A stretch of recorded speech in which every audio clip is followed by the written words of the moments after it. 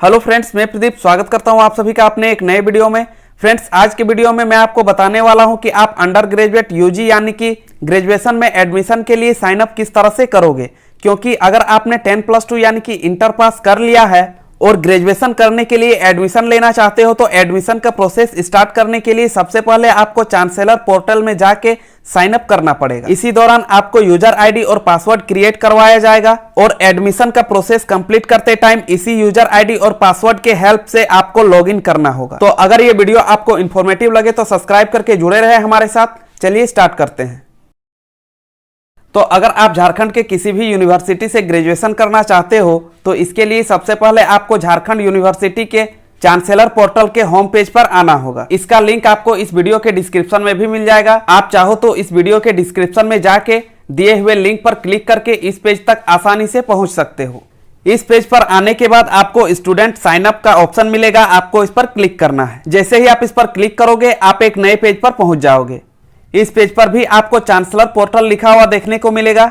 इस पेज पर आने के बाद स्क्रॉल करके आपको नीचे चले जाना है। जैसे ही आप थोड़ा सा नीचे जाओगे आपको स्टूडेंट साइन अप और इसके साथ ही click here for user sign up guidelines लिखा हुआ देखने को मिलेगा। तो अगर आप साइन अप करने के गाइडलाइंस को देखना चाहते हो तो आपको इस पर क्लिक करना होगा। जैसे ही आप इस पर क्लिक करोगे साइन अप करने से संबंधित जितने भी गाइडलाइंस है वो सारे गाइडलाइंस आपके सामने खुल जाएगा। तो यहाँ पर पहले गाइडलाइन में ये कहा गया है कि आपको अपना नाम उसी तरह से एंटर करना है जिस तरह से आपके एजुकेशन सर्टिफिकेट में आपका नाम प्रिंट किया हुआ है। इसके साथ ही आपको अपना नाम कैपिटल लेटर में लिखना है जिस तरह से यहाँ पर एग्जाम्पल दिया हुआ है। दूसरा गाइडलाइन है ईमेल आईडी को लेकर, जिसमें यह कहा गया है कि इस ईमेल आईडी को आप फ्यूचर के लिए संभाल के रखें और याद रखें, क्योंकि आपके कोर्स से संबंधित जो भी इंफॉर्मेशन आप तक पहुंचाया जाएगा वो इसी ईमेल आईडी के थ्रू पहुंचाया जाएगा। किस तरह का ईमेल आईडी यूज करना है ये भी यहाँ पर दिया हुआ है और इसके साथ ही ये भी कहा गया है कि इस ईमेल आईडी को आप यूज ना करें, ये सिर्फ डेमो के लिए है। अगला गाइडलाइन है आपके यूजर नेम को लेकर, जिसमें यह कहा गया है कि चांसलर पोर्टल में जब भी आप लॉगिन करोगे आपको इसी यूजर नेम का यूज करना पड़ेगा, इसलिए आपको ये यूजर नेम याद रखना है। इसके साथ ही ये भी बताया गया है कि यूजर नेम क्रिएट करने के लिए आप स्मॉल अल्फाबेट के A to Z तक अंडरस्कोर या अंडरलाइन और 0 से लेकर 9 तक के बीच का कोई भी नंबर यूज कर सकते हो। आप यहाँ पर इसका एग्जाम्पल भी देख सकते हो।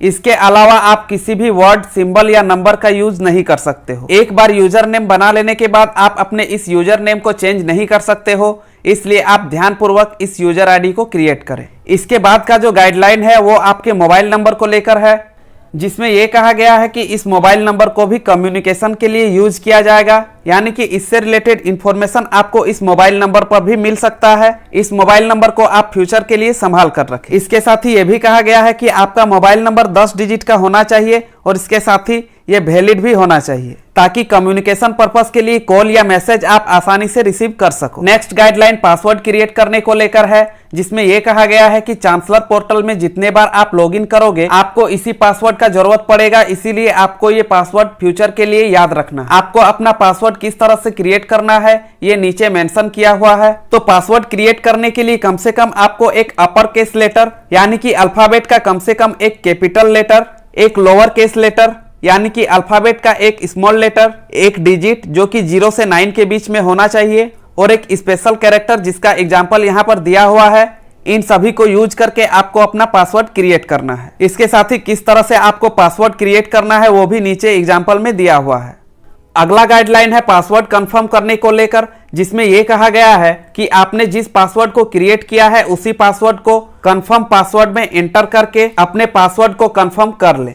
इसके नीचे आपको क्लोज लिखा हुआ देखने को मिलेगा। इस क्लोज में क्लिक करके आपको दोबारा चांसलर पोर्टल के स्टूडेंट साइन अप वाले पेज पर चले जाना है। यहाँ पहुंचने के बाद आपको अपना फुल नेम यहाँ पर एंटर करना है।